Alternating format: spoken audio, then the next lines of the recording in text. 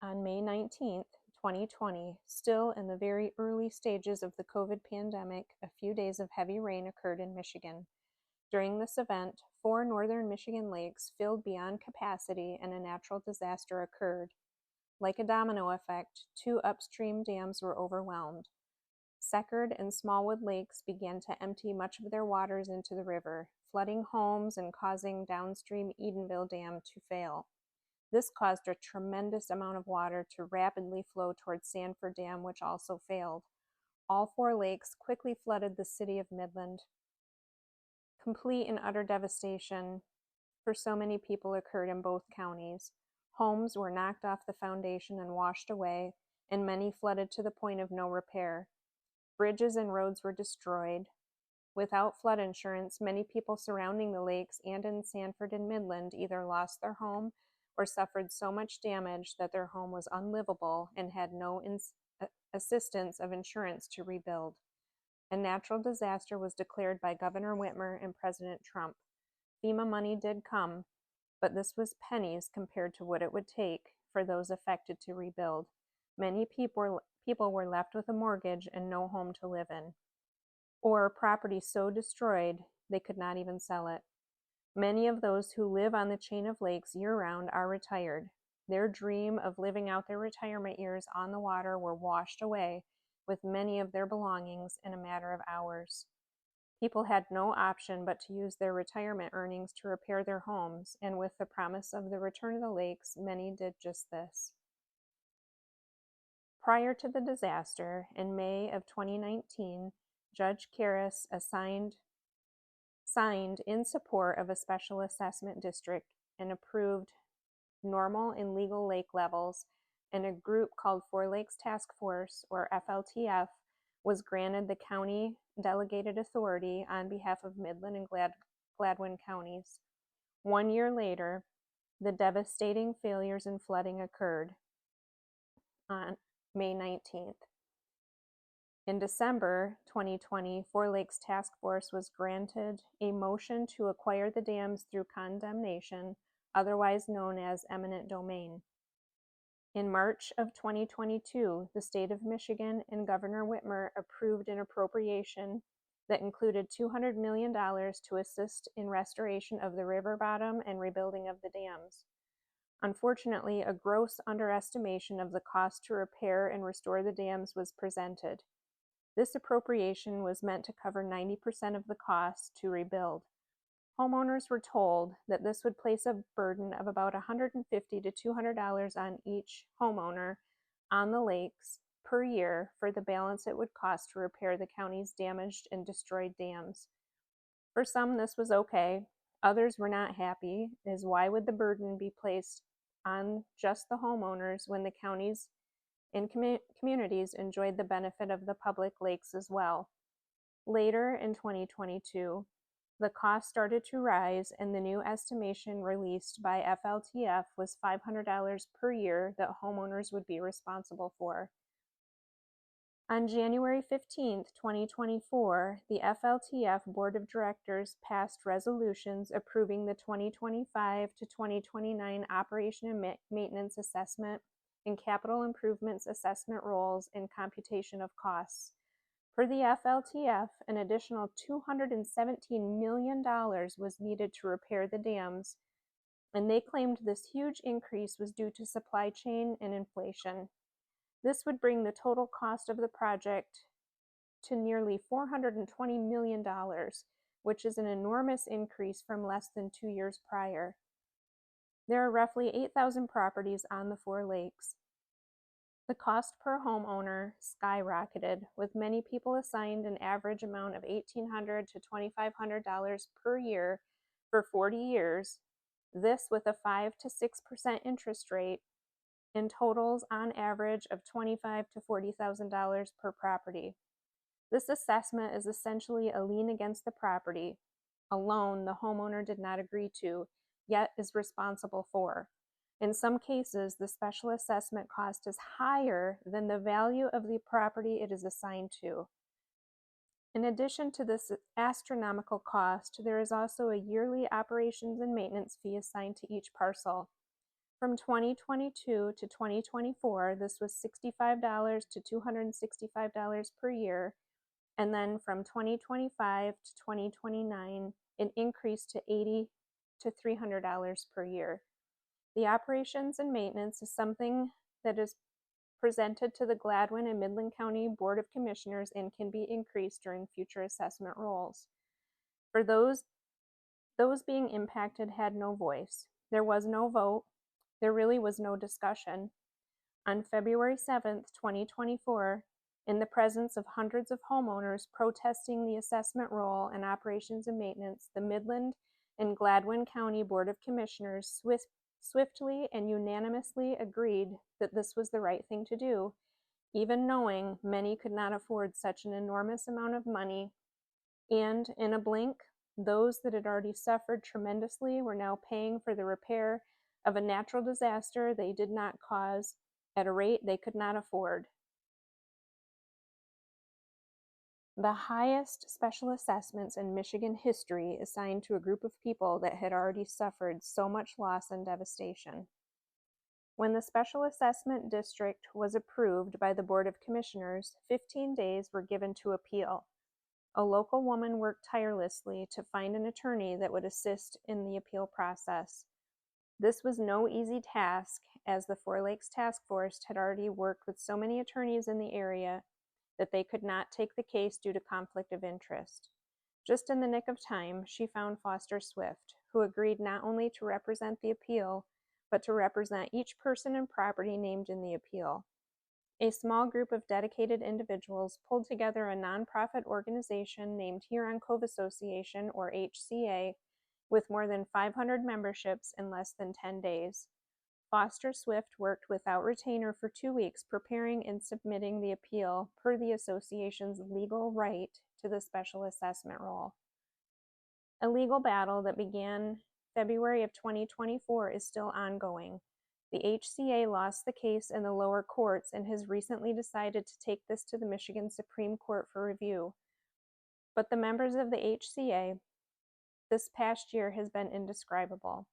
For years, those that enjoyed the lakes enjoyed their neighbors. They boated together, they swam together, they celebrated holidays together, they shared meals with each other, and so on. Since this appeal began, the Four Lakes Task Force and other associates of the group have worked to pit those not in the HCA against those who filed the appeal. The Four Lakes Task Force is trying to place blame on HCA for a delay in the return of the lakes, which is largely untrue. See, the FLTF used monies provided by the state of Michigan to repair the dams in ways they may not have been intended, and started the repairs before they had a full plan for financing and funds secured. The nonprofit FLTF group does have employed individuals.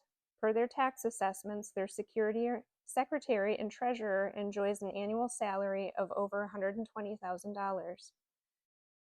Many of the representatives drive new trucks, wear FLTF clothing, and their office is located in a pricey location with an inflated rent, which is all paid for by those on the lakes. In fact, the fee for maintenance of the dams, which are not running at this point, has already been taken from the homeowners via their property tax since 2022. The FLTF continuously points their fingers at Huron Cove Association, claiming the appeal is holding up the project, when in fact they still do not have all the permits nor the property to rebuild or access Edenville Dam spillway secured. And this has nothing to do with HCA, but the continuous blame game has pitted neighbor against neighbor. Those in the association that own businesses have suffered the greatest, as those supporting the FLTF have boycotted their businesses. They continuously release the names of those on the appeal, stating it's their fault, hate them, don't talk to them, don't do business with them. They have shamed, harassed, embarrassed, belittled, and blamed the Huron Cove Association, and now a new group has formed and called themselves Four Lakes Forward, and they are planning to sue each of the members of HCA for exercising their legal right to appeal. The constant scare tactics and harassment has caused some members of the HCA to sell their homes and move, or to leave the association due to fear of retaliation of their neighbors. In a recent webinar hosted by FLTF, they said more times than I can count, this will be our timeline if the HCA does not appeal to the Michigan Supreme Court. And yet still, they do not have the property they need for the spillway, nor all permits necessary to do the work on the Edenville Dam. They're essentially setting the stage to further blame HCA for extended timelines. Now I'd like to tell you about some of the members of the HCA, just to put this into perspective. Member 1, a 70-year-old retired veteran and his wife. They live on a back lot and they have no view of the lake from their home. They do, however, own 6 feet of lakefront across the street from their home, which is just enough room to park a small boat and have access to the lake. Their annual special assessment is $1,850 per year for 40 years, or a total of $31,711. His annual operations and maintenance fee is currently $235 per year for 6 feet of lake access. Member 2, an 80-year-old widow that lives just down the road from Member 1. She has a lot and a home on the lake and a special assessment of $30,458 or $1,775 per year and a maintenance and operations fee of $235 per year. Her husband passed away unexpectedly in 2023. If this assessment passes, she may lose her home as she cannot afford the already inflated property taxes, which, by the way, never decreased when the lakes were drained, and another $2,000 per year fee. I'm not quite sure how a home on the main lake and an average lot has less value than 6 feet of access and no view of the lake. Member 3, this man is in his 80s. He owns many acres of family farmland that runs along the edge of the river downstream from Edenville Dam. He's assessed a total of $101,000 special assessment. His annual fee is $5,906 and his annual operations and maintenance is $755. Again, he's on the river downstream from the lake. Member 4, a retired man and his wife, had their home and all belongings completely destroyed in the flood. They were forced to move into a 700 square foot family cottage on the lake and use their retirement to repair the damages done to this small home as well. They lost literally everything. They may lose more if this assessment is allowed to happen. I could go on and on. The gist is the HCA wants the lakes back as badly and as quickly as everyone else that lives on them. They just find it unconstitutional to place the burden of the repair on the homeowners alone to pay for a natural disaster. So many people who have already lost so much stand to lose more than they can afford and essentially lose their homes. It has been said by Four Lakes Task Force more times than I can count that the businesses in the communities of Gladwin and Midland counties are losing a lot of money due to the lack of tourism in the area and really need these lakes in operation. The counties are also suffering. So if this is the case, why are the homeowners solely liable? They are public lakes. They bring a large amount of tourism in the summer, particularly. The tourists spend their money locally at the stores, the restaurants, the gas stations. They shop in the towns surrounding the lakes. There's also the big question regarding the purpose of the lakes. Are they for flood control, which it is said they were originally built for in the early 1920s and labeled as such until just a short while before the disaster? Or are they truly just recreational? If they are for flood control, all downstream communities also benefit from the operation of the dams. So again, why would this burden be placed solely on the homeowners? There's so many more details that I could cover, but I've attempted to cover the highlights of the past 5 years and the history of the inception of the HCA. I hope this will help shed some light on the association and their intent. Please keep in mind, Michigan has many failing dams throughout the state. The decision of this case will affect thousands of individuals in the future. If this assessment passes, the same types of operations and maintenance will be levied on other man-made lakes, as well as special assessments for repairs. Those leading groups, such as the Four Lakes Task Force, stand to make a lot of money in the operations of these dams. Thousands of other people throughout the state could essentially be taxed out of their homes. This case sets the standard for what is allowed to happen in the state of Michigan. This is bigger than just those in the Huron Cove Association, and I hope that others hearing this will understand. The photos and videos were shared by victims of the flood and unknown sources on the web. We do not own the media and do not take credit for it. The details discussed here are true to the best of our knowledge and opinion based on research completed regarding the struggles from the breach.